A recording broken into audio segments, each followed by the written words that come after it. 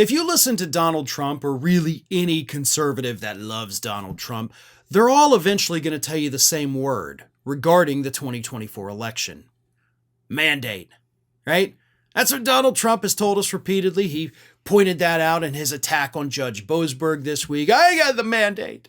I have a mandate. The people chose me overwhelmingly in the biggest election that ever happened, which of course it was not. We didn't even have the highest voter turnout we've ever had. Trump didn't even get the most votes that any candidate has ever gotten. Joe Biden holds that record from 2020, by the way. But the word mandate pops up all the time because they believe, Trump at the top of it, that the voters overwhelmingly said, Donald Trump, do whatever the hell you want. And according to a conservative pollster by the name of Kristen Soltis Anderson, that's hurting him so bad right now. Now, before I read what Anderson wrote in the New York Times this week, it's important to remember that all of Trump's poll numbers have gone down.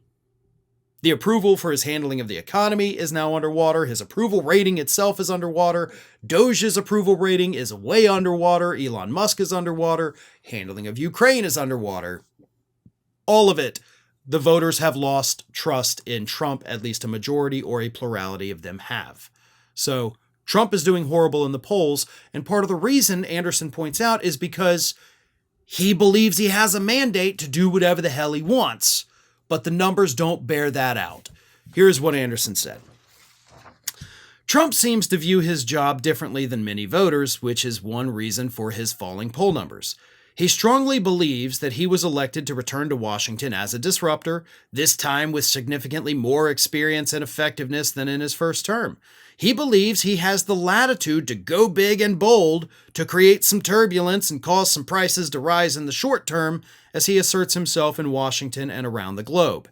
As I dug into Mr. Trump's polling data, it looked increasingly that American voters' mandate to the president was more narrow than he sees it.